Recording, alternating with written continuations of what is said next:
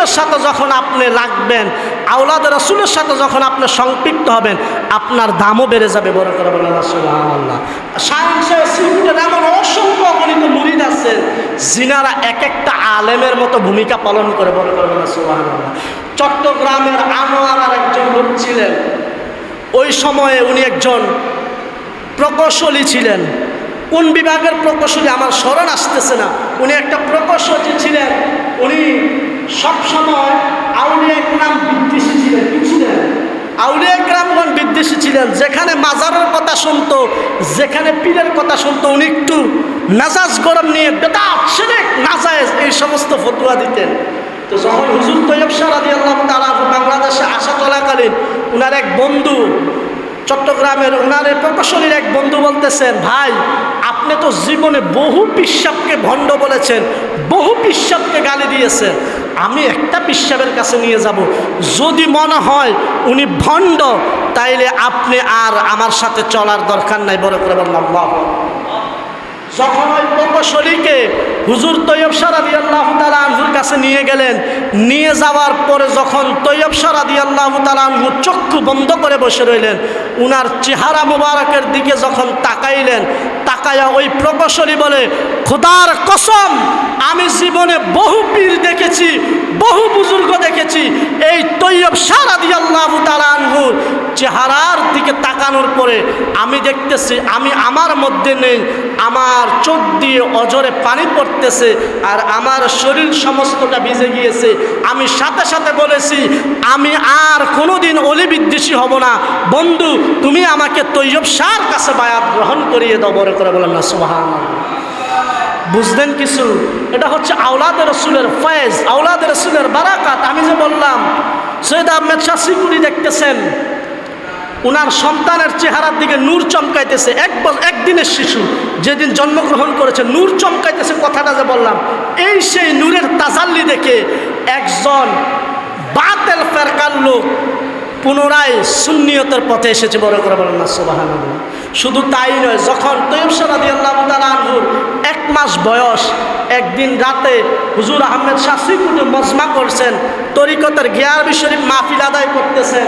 তো তৈয়ব শাহ রাদিয়াল্লাহু তাআলা আনহুকে সৈয়দ আহমেদ শাহ সিকুরি রাদিয়াল্লাহু তাআলা আনহুর খাদেম সাহেব কি করলেন, উনাকে নিয়ে আসলেন। নিয়ে আসার পরে সৈয়দ আহমেদ শাহ সিকুরি তৈয়ব শাহ রাদিয়াল্লাহু তাআলা আনহু কোলে নিয়ে মাহফিল পরিচালনা করতেছেন। বড় করে বলেন না সুবহানাল্লাহ। যখন মাহফিল পরিচালনা করতেছেন তখন দেখতেছেন হুজুর আহমেদ শাহ সিকুরি যখন উনার কুল মুবারকের মধ্যে তৈয়ব শাহ 3 মাসের তৈয়ব শাহকে যখন কোলে নিয়ে মুনাজাত পরিচালনা করতেছে, তখন তৈয়ব শাহ এবং ভক্ত সৈয়দ আহমেদ শাহ সিকুরি রাদিয়াল্লাহু তাআলা আনহু উনার ভক্তরা তৈয়ব শাহ রাদিয়াল্লাহু তাআলা আনহুর দিকে তাকায়া দেখে উনার আব্বার মতো উনি মুনাজাত ধরে আল্লাহর কাছে ফরিয়াদ করতেছে। বড় করে বলেন সুবহানাল্লাহ। গলসিয়া কমিটি বাংলাদেশ কুমিল্লা মহানগরের 16 নং ওয়ার্ড শাখার কর্তৃক আয়োজিত বানিয়ে জশ্নে জুলুস, বানিয়ে ঈদ মিলাদুন নবী সাল্লাল্লাহু আলাইহি ওয়াসাল্লাম, বানিয়ে গৌসিয়া কমিটি বাংলাদেশ, বানিয়ে তরজমায়ে আহলে সুন্নাত ওয়াল জামাত, रहनुमाए शरीयत तरीक़त, हादी दीन मिल्लत, मुर्शिद बरहक হুজুর আল্লামা সৈয়দ মোহাম্মদ তৈয়ব শাহ রাদিয়াল্লাহু তাআলা আনহুর 34তম পবিত্র সালানা উরুস শরীফে আজকে আল্লাহ পাক রব্বুল আলামিন আমাদেরকে আসা এবং বসার তৌফিক দিয়েছে। সকলে বলুন আলহামদুলিল্লাহ। লক্ষ কোটি দুরুদ সালাম বিশ্ব মানবতার দূত সৈয়দুল মুরসালিন, নবিউল হারামাইন, ইমামুল কিবলাতাইন, ওয়াসিলাত ফিদ দারাইন, সাহিবে কাবা কৌসাইন নবী মুহাম্মদুর রাসূলুল্লাহ সাল্লাল্লাহু তাআলা আলাইহি ওয়া আলিহি ওয়াসাল্লামের উপর আজকে আমরা আপনাদেরকে সংক্ষিপ্ত সময়ে হুজুর আল্লামা তৈয়ব শাহ রাদিয়াল্লাহু তাআলা আনহু কেমন আল্লাহর ওলি ছিলেন, হুজুর আল্লামা তৈয়ব শাহ রাদিয়াল্লাহু তাআলা আনহু ইসলামের জন্য, আল্লাহর দ্বীনের জন্য তথা দয়াল নবীর ইসলামের জন্য নিজের জীবনকে কিভাবে কুরবান করেছেন, নিজের জীবনকে কিভাবে বিলীন করে দিয়েছেন হুজুর আল্লামা তৈয়ব শাহ রাদিয়াল্লাহু তাআলা আনহু, সেই সম্পর্কে আপনাদেরকে 2-4টি কথা বলবো। আল্লাহ পাক রব্বুল আলামিন আমাদেরকে সকলকে তৌফিক দান করুক। সকলে বলুন আমিন। হুজুর আল্লামা তৈয়ব শাহ রাদিয়াল্লাহু তাআলা আনহু এমন একজন আল্লাহর ওলি ছিলেন। হুজুর তৈয়ব শাহ রাদিয়াল্লাহু তাআলা আনহু যখন দুনিয়াতে আগমন করবেন, সেই দুনিয়াতে আগমন করার আগেই হুজুর তৈয়ব শাহ রাদিয়াল্লাহু তাআলা আনহুর আসার সুসংবাদ খাজা আব্দুর রহমান চৌরবি রাদিয়াল্লাহু তাআলা আনহু সৈয়দ আহমেদ শাহ সিকুটিকে দিয়ে দিলেন। বড় করে বলেন না সুবহানাল্লাহ।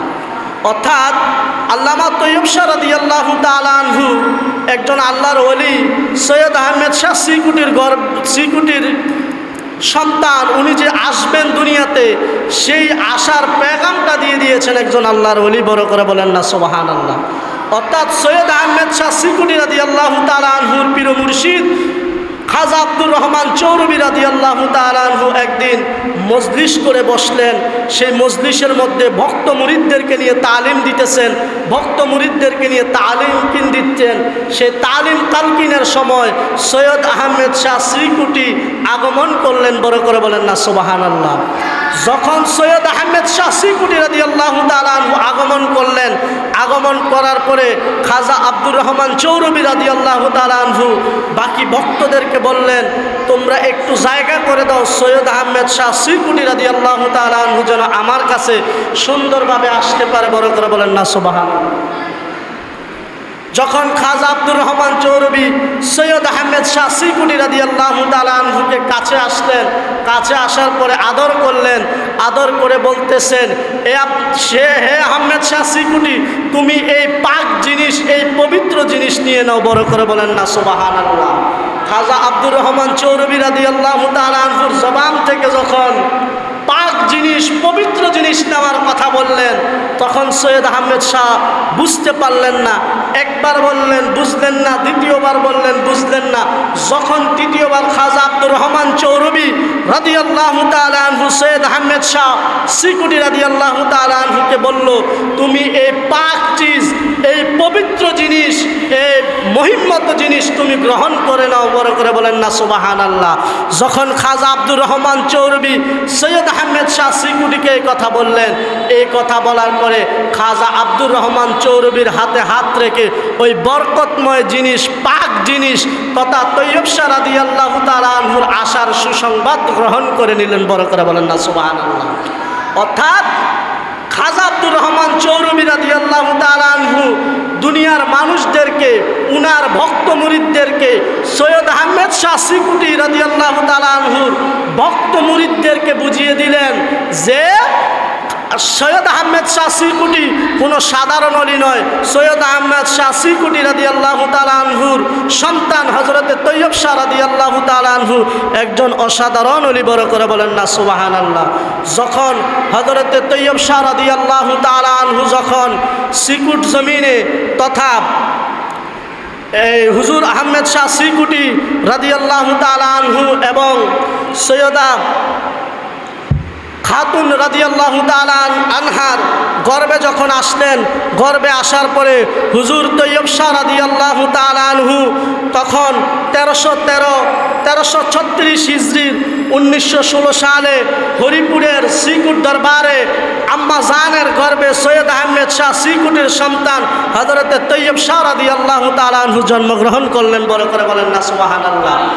যখন সৈয়দ আহমেদ শাহ সিকুটির ঘরে হযরতে তৈয়ব শাহ রাদিয়াল্লাহু তাআলা আনহু জন্মগ্রহণ করলেন, এই জন্মগ্রহণ করার পরে যখন হুজুর তৈয়ব শাহ রাদিয়াল্লাহু তাআলা আনহুকে উনার আম্মা জানের কুল থেকে যখন সৈয়দ আহমেদ শাহ সিকুটি রাদিয়াল্লাহু তাআলা আনহুর কুলে দেওয়া হলো, তখন সিকুটি রাদিয়াল্লাহু তাআলা আনহু উনাদের ভক্তের সামনে যখন নিয়ে আসতেন, নিয়ে আসার পরে দেখতেছেন হুজুর তৈয়ব শাহ রাদিয়াল্লাহু তাআলা আনহু ছোট্ট শিশু, একদিনের শিশু, উনার চেহারা থেকে নূর চমকাইতেছে। বড় করে বলেন না সুবহানাল্লাহ। যখন এই নূর চমকাইতেছে, এই নূর চমকানের যখন এই কারিশমা, এই কারামত যখন দেখলেন, সৈয়দ আহমেদ শাহ সিকুটি রাদিয়াল্লাহু তাআলা আনহুর ভক্ত মুরিদরা জিজ্ঞেস করলেন, হুজুর আপনার সন্তান, মাত্র একদিনের সন্তান সৈয়দ তৈয়ব শাহ রাদিয়াল্লাহু তাআলা আনহুর চেহারা মোবারক থেকে কি যেন ঝলমল করতেছে।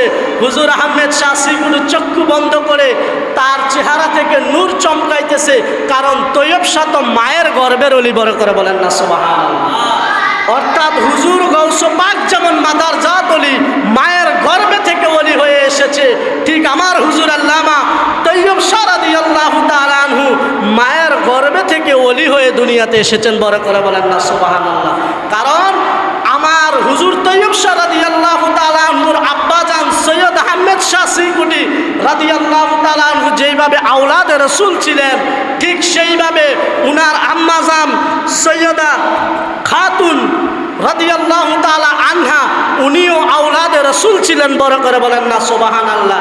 এই জন্য দুইটা আওলাদে রাসূল একসাথে হয়ে, দুইটা আওলাদে রাসূলের নূর একসাথে হয়ে, দুইটা আওলাদে রাসূলের ফয়েজ, দুইটা আওলাদে রাসূল বারাকাত একসাথে হয়ে সৈয়দ আহমেদ শাহ সিকুটির ঘরের মধ্যে, সৈয়দ আহমেদ শাহ সিকুটির ঘরে হযরত তৈয়ব শাহ রাদিয়াল্লাহু তাআলা আনহু মাদারজাত ওলি হয়ে এসেছেন, বড় করে বলেন না সুবহানাল্লাহ।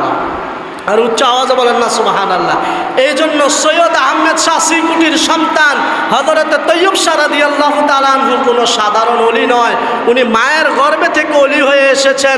উনার একটা ফজিলত, উনার বাবার দিক থেকে উনি আওলাদে রাসূল, একটা ফজিলত, উনার মায়ের দিক থেকে উনি আওলাদে রাসূল, এটা হচ্ছে আরেক ফজিলত, বড় করে বলেন না সুবহানাল্লাহ। অর্থাৎ আমার হুজুর তৈয়ব শাহ রাদিয়াল্লাহু তাআলা আনহু বিশেষ কয়েকটা গুণে গুণান্বিত। এক নাম্বার, হুজুর তৈয়ব শাহ রাদিয়াল্লাহু তাআলা আনহুর গুণ হচ্ছে উনি মাদারজাত ওলি, বড় করে বলেন না সুবহানাল্লাহ। দুই নাম্বার, উনার ফয়েজ হচ্ছে উনার আব্বার দিক থেকে উনি আওলাদে রাসূল। তিন নাম্বার গুণ হচ্ছে উনার আম্মা জানের দিক থেকে উনি আওলাদে রাসূল, বড় করে বলেন না সুবহানাল্লাহ। চার নাম্বার গুণ হচ্ছে সৈয়দ তৈয়ব শাহ রাদিয়াল্লাহু তাআলা আনহুর চার নাম্বার গুণ হচ্ছে উনি একজন গৌসুজ জামান, বড় করে বলেন না সুবহানাল্লাহ। আর পাঁচ নাম্বার হচ্ছে হুজুর তৈয়ব শাহ রাদিয়াল্লাহু তাআলা আনহু এমন ওলি যিনি শরীয়ত, তরিকত, হাকিকত, মারেফত অর্থাৎ শরীয়তের যত রকমের শিক্ষা আছে তত রকমের শিক্ষা গ্রহণ করে উনি গুণান্বিত হয়েছেন, বড় করে বলেন না সুবহানাল্লাহ। আমার হুজুর তৈয়ব শাহ রাদিয়াল্লাহু তাআলা আনহু এমন হাফেজ ছিলেন, আমাদের সমাজে বিভিন্ন রকমের হাফেজ আছে, কথা বলেন ঠিক কিনা। কেউ 15 পারার হাফেজ, অর্ধেক হাফেজ যাদেরকে বলা হয়, যারা পুরা হাফেজ তারাবি পড়াইতে পারে না, এরা এক ধরনের হাফেজ। আবার যারা হাফেজ তারাবি পড়াইতে পারে, এরাও এক ধরনের হাফেজ। কিন্তু আমার হুজুর তৈয়ব শাহ রাদিয়াল্লাহু তাআলা আনহু এমন হাফেজ ছিলেন যিনি সর্বদা 30 পারা কোরআন তো মুখস্থ করেছেন, উনার জিন্দিগিতে উনি খতমে তারাবির মাধ্যমে নিজের জীবনকে অতিবাহিত করেছেন, বড় করে বলেন না সুবহানাল্লাহ। অর্থাৎ উনি একজন সাধারণ কোনো হাফেজ নয়, ওই সময়ের একজন খুব ভালো মানের হাফেজ ছিলেন, বড় করে বলেন না সুবহানাল্লাহ। এবার আসেন এলমে শরীয়তের শিক্ষা। উনি তাফসির বিভাগ থেকে পড়াশোনা করেছেন, ফিকহ বিভাগ থেকে পড়াশোনা করেছেন, উসুলে হাদিস থেকে পড়াশোনা করেছেন, উসুলে মানতিক থেকে পড়াশোনা করেছেন। অর্থাৎ আমরা যত শাস্ত্রে পড়াশোনা করি, ফিকহ বলেন, হাদিস বলেন, তাফসির বলেন, আদব বলেন, দাওয়া বলেন, ইফতা বলেন, যত শাস্ত্রের পড়া আছে, যত লাইনের পড়া আছে, আমার হুজুর তৈয়ব শাহ রাদিয়াল্লাহু তাআলা আনহু জন্মগ্রহণের পরে উনার জীবন দশায় সেটা আদায় করে নিয়েছেন, বড় করে বলেন না সুবহানাল্লাহ। অনেক পিসাব তো আছে মুরুক্ষ সূরা ফাতিহা পড়তে পারে না, ঠিক কিনা। আমি ওই দিকে যাব না, কিন্তু আমার হুজুর এমন কোনো না। আমার হুজুর আলেমের মধ্যে ওই সময়ের একজন যুগশ্রেষ্ঠ আলেম ছিলেন। এই যে পাকিস্তানের করাচির উনার যে উস্তাদ ছিলেন, সে উস্তাদকে প্রশ্ন করা হইল, আপনার ছাত্র কি সৈয়দ তৈয়ব শাহ রাদিয়াল্লাহু তাআলা আনহু? বলতেছে হ্যাঁ। ও তৈয়ব শাহ কেমন আলেম ছিলেন? তখন উনার উস্তাদ বলতেছেন, তৈয়ব শাহ এমন আলেম ছিলেন জিনাকে আমি যতটুকু এলেম দেওয়ার দরকার অতটুকু এলেম দিতে চাই, কিন্তু উনার থেকে নেওয়ার সময় তার থেকে কয়েক গুণ বেশি এলেম পাই, বড় করে বলেন না সুবহানাল্লাহ। উনার উস্তাদ আরো কি বলে জানেন? তৈয়ব শাহ এমন একজন আলেম ছিলেন, এমন একজন ওলি ছিলেন তৈয়ব শাহ রাদিয়াল্লাহু তাআলা আনহু, যেই মাসালাটা, যেই হাদিসের বিশ্লেষণটা আমি বুঝতে কষ্ট হইতো, আমি বিশ্লেষণ করতে, আমি চিন্তায় পড়তে হয়, ধ্যানমগ্ন হতে হয়, যখন আমি তৈয়ব শাহ রাদিয়াল্লাহু তাআলা আনহুর সাথে যখন এটা নিয়ে কথা বলি, মুনাশা করি, আলোচনা করি, তখন তৈয়ব শাহ আমার ছাত্র হয়েও সহজে সেই হাদিসের মাসালার বিশ্লেষণ দিয়ে দিতে পারতেন, বড় করে বললাম সুবহানাল্লাহ। কত বড় ফজিলত আমি চিন্তা করেছি, যিনি উস্তাদ হাদিসের ব্যাখ্যা বিশ্লেষণ বুঝতে যেখানে কষ্ট হইতো, মাসালা বুঝতে যেখানে কষ্ট হইতো, ফতোয়া শাস্ত্র যেখানে বুঝতে কষ্ট হইতো, আমার হুজুর তৈয়ব শাহ রাদিয়াল্লাহু তাআলা আনহুর সহযোগিতা নিয়ে সহজে সেটা সমাধান করে নিতে পারতেন। বড় করে বলেন না সুবহানাল্লাহ। এমন ওলি ছিলেন তৈয়ব শাহ, জিনার সিরাত সুরত আখলাক আজমত সব কিছু আলা ছিলেন। বড় করে বলেন না সুবহানাল্লাহ। জিনার জীবন দশার মধ্যে এমন কোনো সময় বাদ নেই যিনি আমার নবীর সুন্নতের পাইবন্দের বাহিরে ছিল। কথা বলেন না ঠিক কিনা? এই জন্য আমার হুজুর তৈয়ব শাহ সবসময় বলতো, জিনকি হর হর আদা সুন্নতে মুস্তফা এসে পীরে তরিকত পে লাখো সালাম। বড় করে বলেন না সুবহানাল্লাহ। এই যে আমরা তৈয়ব শাহ রাদিয়াল্লাহু তাআলা আনহুর গুণকীর্তন গাই, আমরা বলি যে আলা হজরত আজিমুল বরকত ইমাম আহমদ রেজা খান, নাম শুনি নাই? যিনাকে সংক্ষিপ্তে আমরা আলা হজরত বলি, যিনি 4th শতাব্দীর মুজাদ্দেদ। কয় শতাব্দীর? 4th শতাব্দীর মুজাদ্দেদ আমার আলা হজরত আজিমুল বরকত রাদিয়াল্লাহু তাআলা আনহু। এই আলা হজরতের পরে যিনি 5ম শতাব্দীর মুজাদ্দেদের ভূমিকা যিনি পালন করেছেন, সেটা হচ্ছেন হুজুর তৈয়ব শাহ। বড় করে বলেন না সুবহানাল্লাহ। যে 1 শতাব্দী থেকে আরেক শতাব্দীর মুজাদ্দেদ হওয়ার জন্য কিছু গুণ বালি থাকে। কি থাকে? গুণ থাকে। যেমন জিনার জন্ম এবং মৃত্যু এন্তেকাল, অপর আগের যিনি মুজাদ্দেদ ছিলেন উনার ধারাবাহিক মতে, কথা বলেন ঠিক কিনা? অর্থাৎ আলা হজরতের পরে যিনি আলা হজরতের উসুলগুলো ধরে রেখেছেন, আলা হজরতের সিলসিলাটা ধরে রেখেছেন, তিনি হচ্ছেন হুজুর তৈয়ব শাহ। কথা বলেন ঠিক কিনা? হুজুর তৈয়ব শাহ রাদিয়াল্লাহু তাআলা আনহু সবচেয়ে বেশি আলা হজরতের খেদমত করেছেন, আলা হজরতের কিতাবের বিশ্লেষণ করেছেন, আলা হজরতের তরিকার প্রচার প্রসার করেছেন। কথা বলেন ঠিক কিনা? মুজাদ্দেদ হওয়ার প্রথম বৈশিষ্ট্য হচ্ছে পূর্বের যিনি মুজাদ্দেদ ছিলেন তিনার পুঙ্খানু অনুসরণ, যিনি 15 শতাব্দী এসে 100 বছর খেদমত করবেন, তিনি হচ্ছেন পরের বছরের মুজাদ্দেদ। কথা বলেন ঠিক কিনা? অর্থাৎ আমার হুজুর তৈয়ব শাহ রাদিয়াল্লাহু তাআলা আনহু হচ্ছেন 15 শতাব্দীর মুজাদ্দেদ। বড় করে বলেন না সুবহানাল্লাহ। জিনার খেদমত কি ছিল? জিনার খেদমত উনি যখন প্রথম 1944 সালে যখন উনি চট্টগ্রামের জমিনে সৈয়দ আহমেদ শাহ সিকুটি রাদিয়াল্লাহু তাআলা আনহুর সাথে আসলেন 26 বছরের যুবক। কত বছরের যুবক? 26 বছরের যুবক হুজুর তৈয়ব শাহ সৈয়দ আহমেদ শাহ সিকুটির সাথে আসলেন। আসার পরে তরিকতের কাজ করতেছেন। তারপরে এসেছেন 1962 সালে। 62 সালের পরে তারপরে আসছেন 1966 সালে পীর হিসাবে বাংলার জমিনে আগমন করেছেন। বড় করে বলেন না সুবহানাল্লাহ। যখন 1966 সালে আসলেন, আসার পরে হুজুর তৈয়ব শাহ রাদিয়াল্লাহু তাআলা আনহু চট্টগ্রামে যে জামিয়া আহমদিয়া সৈয়দ আহমেদ শাহ সিকুটি প্রতিষ্ঠা করেছেন, উনি চিন্তা করলেন শুধু চট্টগ্রাম কেন্দ্রিক সুন্নিয়তের খেদমত করলে হবে না, চট্টগ্রাম কেন্দ্রিক মসলক আলা হজরতের খেদমত করলে চলবে না। এই জন্য উনি ঢাকার জমিনে কাদরিয়া তৈয়বিয়া আলিয়া কামিল মাদ্রাসা প্রতিষ্ঠিত করেছেন। বড় করে বলেন না সুবহানাল্লাহ। যখন ঢাকা কাদরিয়া আলিয়া তৈয়বিয়া মাদ্রাসা প্রতিষ্ঠা করলেন, তখন চিন্তা করলেন এই মাদ্রাসায় শুধু সাধারণ মানুষ পড়তে পারবে না, যারা মাদ্রাসায় পড়াশোনা করে তারা শুধু পড়তে পারবে। কথা বলেন ঠিক কিনা? ধরেন ভাই, আপনি একজন সাধারণ শিক্ষিত, আপনাকে মাদ্রাসায় পড়ার সুযোগ আছে? মাদ্রাসায় পড়ার সুযোগ নাই। সেই জন্য আমার হুজুর তৈয়ব শাহ রাদিয়াল্লাহু তাআলা আনহু 1977 সালে সিদ্ধান্ত নিলেন তরজমায়ে আহলে সুন্নত প্রতিষ্ঠিত করবে। বড় করে বলেন না সুবহানাল্লাহ। যখন তরজমা প্রতিষ্ঠা করার জন্য উনি চিন্তা করলেন, প্রকাশ করার জন্য চিন্তা করলেন, করার পরে 1978 সালে সর্বপ্রথম উনি তরজমান প্রতিষ্ঠিত করেছেন, যেটা 12 মাসে মুহররম, সফর, রবিউল আউয়াল, রবিউল সানি তথা 12 মাসে আমাদের উম্মতি মুহাম্মদীর জন্য কি করণীয়, মসলকে আলা হজরতের আলোকে 1978 সালে তরজমান প্রতিষ্ঠিত করেছেন। তরজমা প্রকাশিত হয়েছে, এখন পর্যন্ত সেই তরজমা প্রকাশিত হয়ে আসছেন। বড় করে বলেন না সুবহানাল্লাহ। এটাই হচ্ছে আমার হুজুর তৈয়ব শাহর বড় কেরামত। বড় করে বলেন না সুবহানাল্লাহ। তারপরে কি করলেন? 1986 সালে দেখতেছেন কিতাব দিয়ে খেদমত করেছে, এখন সাংগঠনিকভাবে খেদমত করতে হবে, মানবতার খেদমত করতে হবে। অনেক মানুষ আছে যাদের মা নাই, বাবা নাই, বেওয়ারিশ। কথা বলেন ঠিক কিনা?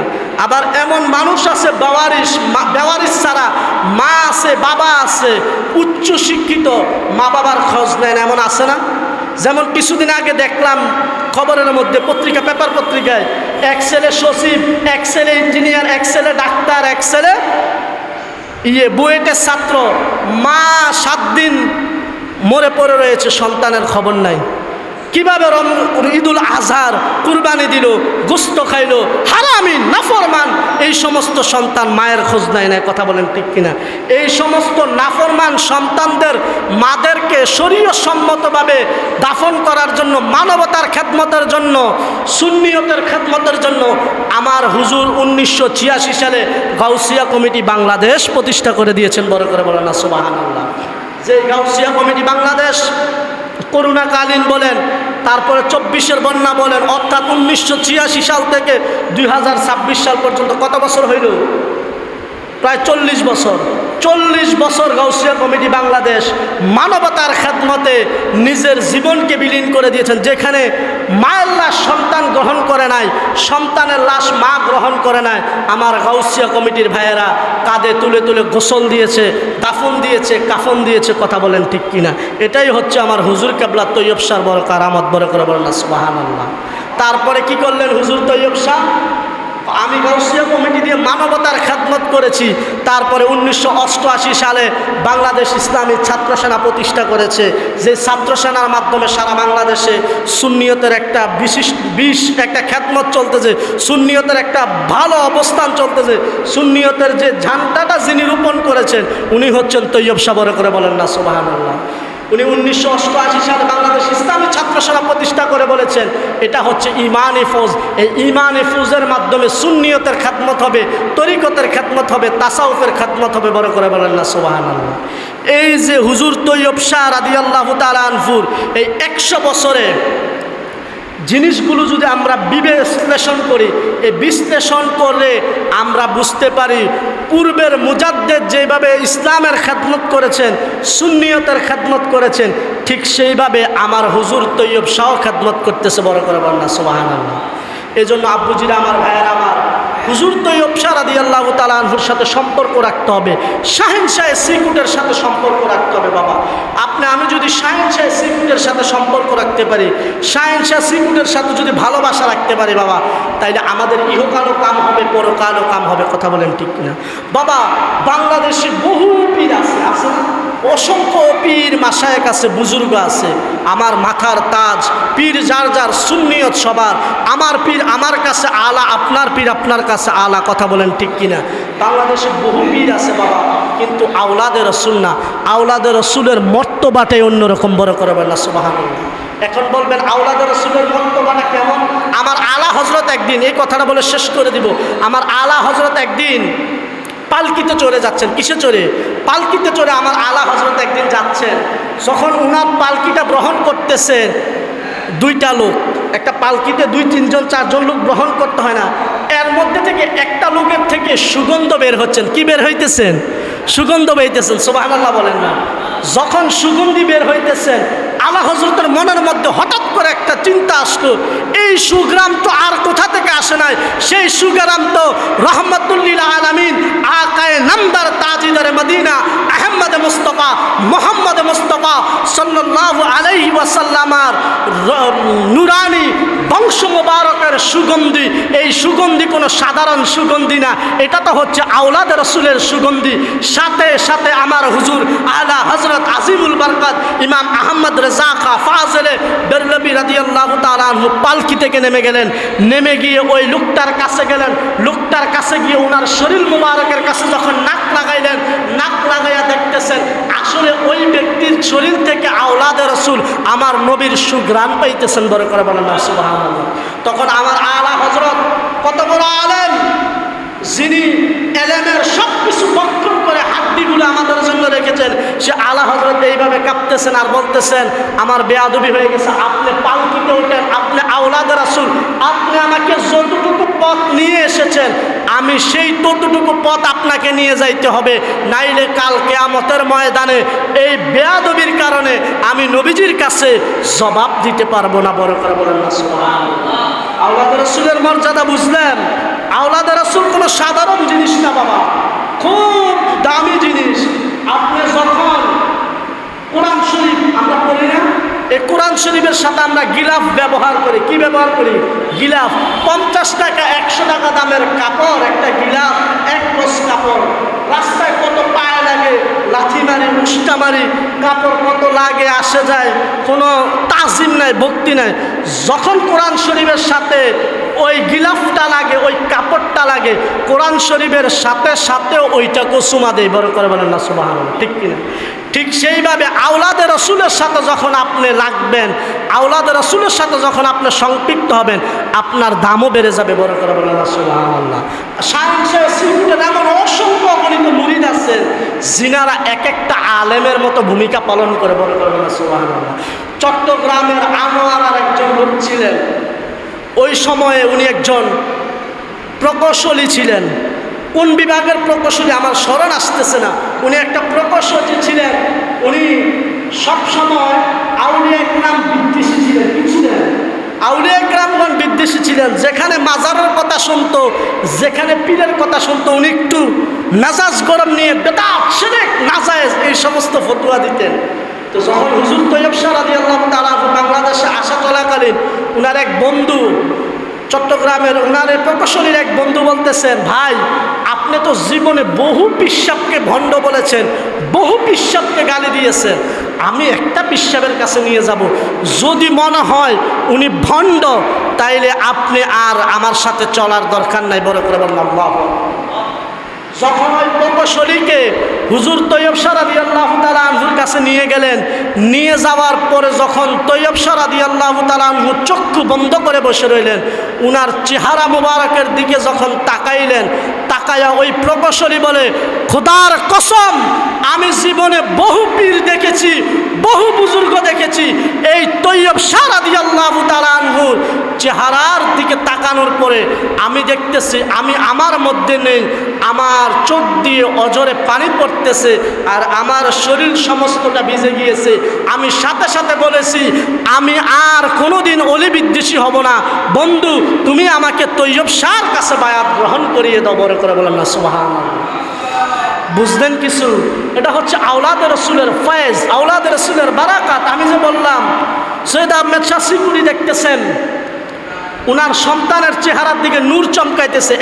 একদিনের শিশু যেদিন জন্মগ্রহণ করেছে, নূর চমকাইতেছে, কথাটা যে বললাম, এই সেই নূরের তাজাল্লি দেখে একজন বাতিল ফেরকার লোক পুনরায় সুন্নিয়তের পথে এসেছে। বড় করে বলেন না সুবহানাল্লাহ। শুধু তাই নয়, যখন তৈয়ব শাহ রাদিয়াল্লাহু তাআলা আনহুর 1 মাস বয়স, একদিন রাতে হুজুর আহমেদ শাহ সিকুরি মজমা করছেন, তরিকতের গিয়ারবি শরীফ মাহফিল আদায় করতেছেন। তো তৈয়ব শাহ রাদিয়াল্লাহু তাআলা আনহুকে সৈয়দ আহমেদ শাহ সিকুরি রাদিয়াল্লাহু তাআলা আনহু খাদেম সাহেব কি করলেন, উনাকে নিয়ে আসলেন। নিয়ে আসার পরে সৈয়দ আহমেদ শাহ সিকুরি তৈয়ব শাহ রাদিয়াল্লাহু তাআলা আনহু কোলে নিয়ে মাহফিল পরিচালনা করতেছেন। বড় করে বলেন না সুবহানাল্লাহ। যখন মাহফিল পরিচালনা করতেছেন তখন দেখতেছেন হুজুর আহমেদ শাহ সিকুরি যখন উনার কুল মুবারকের মধ্যে তৈয়ব শাহ 3 মাসের তৈয়ব শাহকে যখন কোলে নিয়ে মুনাজাত পরিচালনা করতেছে, তখন তৈয়ব শাহ এবং ভক্ত সৈয়দ আহমেদ শাহ সিকুরি রাদিয়াল্লাহু তাআলা আনহু উনার ভক্তরা তৈয়ব শাহ রাদিয়াল্লাহু তাআলা আনহুর দিকে তাকায়া দেখে উনার আব্বার মতো উনি মুনাজাত ধরে আল্লাহর কাছে ফরিয়াদ করতেছে। বড় করে বলেন সুবহানাল্লাহ। বলেন তো 3 মাসের শিশু আল্লাহর কাছে ফরিয়াদ, মুনাজাত এই জিনিসটা বুঝে? 10 বছর, 12 বছর, 15 বছর, 20 বছরের মানুষ কিভাবে সহিভাবে আল্লাহর কাছে ফরিয়াদ করতে হয়, মুনাজাত করতে হয় এটা জানে না। কথা বলেন ঠিক। 3 মাসের তৈয়ব শাহ সুন্দর করে মুনাজাত ধরলেন। ধরার পরে যখন মাহফিল শেষ করলেন, তৈয়ব শাহ রাদিয়াল্লাহু তাআলা আনহুর এই ঘটনাটা যখন বক্তরা সৈয়দ আহমেদ শাহ সিকুরিকে বললেন, উনি মুস্কে মুস্কে হাসে। তখন হাসতে হাসতে যখন উনি মাহফিল করে বের হইলেন, রাতের অন্ধকারে দেখতেছেন চারদিকে অন্ধকার, একদিক থেকে একটু আলো আসতেছে, একদিক থেকে কি আসতেছে? আলো আসতেছে। সবাই তাকায়া দেখে এই আলোটার কোথা থেকে আসতেছে না, এই আলোটা আসতেছে সৈয়দ তৈয়ব শাহ রাদিয়াল্লাহু তাআলা আনহুর শরীর মুবারক থেকে। বড় করে বললেন সুবহানাল্লাহ। যখন এই আলো দেখতেছে, এই আলোর পরে যখন চাঁদের দিকে নজর করলেন, কিরি কোথায়? চাঁদের দিকে নজর করলেন। চাঁদের দিকে নজর করে দেখতেছেন চাঁদের আলো যেভাবে চমকাইতেছে, হুজুর তৈয়ব শাহর চেহারা মুবারক, শরীর মুবারক সেইভাবে চমকাইতেছে। বড় করে বলেন না সুবহানাল্লাহ। এই জন্য আব্বুজিরা আমার, ভাইয়েরা আমার, আল্লাহ যে বলেছে ইন্না রাহমাতাল্লাহি করিবুম মিনাল মুহসিনিন, তোমরা যদি আল্লাহর রহমত, নিয়ামত, ফজিলত পেতে চাও আল্লাহর ওলিদের কাছে চলে যাও। হাদিস শরীফের মধ্যে সাহাবা একরাম করেছেন, হুজুর আপনি যাওয়ার পরে আউলিয়া একরামের জামানা আসবে, আউলিয়া একরামগণ কিভাবে আমরা চিনব? হুজুর বলতেছে আউলিয়া একরামগণ কিভাবে দেখবা? তাদের প্রথম সিমটম, প্রথম লক্ষণ হচ্ছে তাদের কপাল মোবারকের দিকে তাকাইবা, কপাল মোবারকের দিকে তাকাইলে দেখবা একটা নূর চমকাইবে, এই নূরটা জিনার ভিতরে চমকাইবে, উনি হচ্ছে হক্কানি আল্লাহর ওলি। বড় করে বলেন সুবহানাল্লাহ। এই জন্য আব্বুজিরা আমার, ভাইয়েরা আমার, তৈয়ব শাহ রাদিয়াল্লাহু তাআলা আনহু মান ইজ্জত আমরা ধারাবাহিকভাবে পর্যালোচনা করতে হবে, কারণ আম্বিয়া ইকরামদের জীবনী আলোচনা করা হচ্ছে ইবাদত, আর আউলিয়া ইকরামগণের জীবনী আলোচনা করা হচ্ছে গুনার কাফারা। বড় করে বলেন সুবহানাল্লাহ। সেই তৈয়ব শাহ রাদিয়াল্লাহু তাআলা আনহু 1413 হিজরির 15ই জিলহজ আমাদের এই ধরার থেকে পর্দা করেছেন, উফাত করেছে। এর মানে এই নয় আমাদের থেকে চলে গিয়েছেন, এখনও অসংখ্য অগণিত কারামত হুজুর তৈয়ব শাহ রয়ে গেছে। কথা বলেন ঠিক কিনা?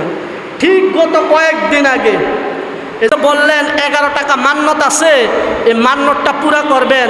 আমারও তো একটা মান্যত লেগে গেছে। ভাই বলতেছে কি, আমি তো ভাই আমার একটা খুব জরুরি কাগজ এবং কিছু হাদিয়া অনেকক্ষণ ধরে খুঁজতেছি, বাড়ির লোকেরাও খুঁজতেছে, পাইতেছে না। যখন আমি হুজুর তৈয়ব শাহ রাদিয়াল্লাহু তাআলা আনহুর যে মাহফিলের পোস্টারটা, এদের সংগ্রাস পূর্বপাড়া জামে মসজিদের যে পোস্টারটা আমাকে দিছে, এটা আমি খুলে বললাম আল্লাহ তৈয়ব শাহর বরকতে, 11 টাকা হাদিয়ার বরকতে আল্লাহ একটু ব্যবস্থা করে দাও, যার জিনিস তার কাছে আমি পুরো বিচ্যুতি হয়ে যাব। খোদার কসম 10 থেকে 15 মিনিট অতিবাহিত হওয়ার পরে যেই জায়গায় আমরা অনেকক্ষণ ধরে খুঁজলাম, আমার পরিবারের তারাও এর আগ থেকে খুঁজছে, আমি ফোন দিয়ে বলার পরে সন্ধ্যা থেকে পায় নাই। খোদার কসম, আল্লাহি আল্লাহর কসমে, আল্লাহর ঘর মসজিদে যদি মিথ্যা বলে জিব্বাটা আল্লাহ হাসরের ময়দানে কেটে যাবে। এই তৈয়ব শাহ উসিলা এবং 11 টাকার বরকতে 10 থেকে 15 মিনিট ঠিক যেই জায়গায় আমি কাগজটা এবং হাদিয়াগুলো রেখেছি ঠিক সেম জায়গায় আমি পেয়েছি। আমি সাথে সাথে ভাইকে বলছি, এই যে ইকরাম ভাইকে বলছি, ভাই আপনার 11 টাকা হাদিয়া, এবং বর্রা সুন্নি মিডিয়ার ইকরাম ভাইকে 11 টাকার হাদিয়ার সাথে আমার 11 টাকা আমি ইনশাল্লাহ পাঠিয়ে দিব। এই যে এটাই হচ্ছে তৈয়ব শাহ বরকত। কথা বলেন ঠিক কিনা? আপনার যদি নিয়ত সহি থাকে, আখলাক যদি সহি থাকে, আওলাদ রাসূলের সাথে যদি মহব্বত থাকে, তাহলে আপনি আমি সব কিছু করতে পারবো। কথা বলেন ঠিক কিনা? আমিন। আওলাদ রাসূলের মহব্বত, আওলাদ রাসূলের ভালোবাসা আমাদের সকলকে যথাযথ পালন করার মতো সে তৌফিক দান করুক। আর আপনাদেরকে বলবো, আমরা যারা শাহিন শাহ সিকুটের মুরিদ আছি, শাহিন শাহ সিকুটের আশেক আছি, শাহিন শাহ সিকুটের গোলাম আছি, আমরা বাবা 2টা জিনিস অন্তত মাসে একবার করব, হুজুরকে আপনার হক আদায় করব। দেখবেন 1টা বছর করেন, 2টা বছর করেন, পরিবর্তন হয়ে যাবেন। প্রতি মাসে একবার খাতমে গাউসিয়ায় অংশগ্রহণ করবেন, যেই জায়গায় হোক, যেই মসজিদে হোক, মাসে একবার খাতমে গাউসিয়ায় অংশগ্রহণ করবেন। 15 দিনে পারেন, 20 দিনে পারেন, 1 মাসে পারেন, 2 মাসে পারেন, 3 মাসে পারেন, দাওয়াতুল খায়ের প্রোগ্রাম মজলিসের মধ্যে বসবেন, ইমান আকিদা পরিশুদ্ধ হবে। কথা বলেন ঠিক কিনা? আল্লাহ পাক রব্বুল আলামিন আউলিয়া ইকরামগণের মহব্বত, শাহিন শাহ সিকুটের মহব্বত আমাদের অন্তরে নসিব করুক। সকলে বলুন আমিন। আর আপনাদের সকলের কাছে হুজুর কাবলা, আমাদের বর্তমান হুজুর কাবলা সৈয়দ তাহের সামাদ দাজিল্লাহুল আলী, সৈয়দ মোহাম্মদ সাবের সামাদ দাজিল্লাহুল আলী নেক হায়াত কামনা করে, উনাদের রুহানি ফয়েজ বরকত কামনা করে আমার অগুছালু অসমাপ্ত আলোচনা এখানে শেষ করছি। আগামীকাল সংগ্রাস পূর্বপাড়া জামে মসজিদে হুজুর তৈয়ব শাহ রাদিয়াল্লাহু তাআলা আনহুর 34তম সালানা উরুস আপনাদের সকলকে দাওয়াত করলাম। আল্লাহ পাক রব্বুল আলামিন যেন আমাদের সকলকে কবুল করুক। সকলে আমার জন্য দোয়া করবেন। আমার আলোচনা, কথায়, কাজে যদি কোনো ভুল হয়ে থাকে, বেয়াদবি হয়ে থাকে, আল্লাহর ওয়াস্তে মাফ করবেন। আমার ক্ষুদ্র জ্ঞান, আমি চেষ্টা করেছি তৈয়ব শাহর জীবনী সম্পর্কে আপনাদেরকে বলার জন্য। আল্লাহ আমাদের সকলকে তৌফিক দান করুন। আসসালামু আলাইকুম ওয়া রাহমাতুল্লাহি তাআলা ওয়া বারাকাতুহু।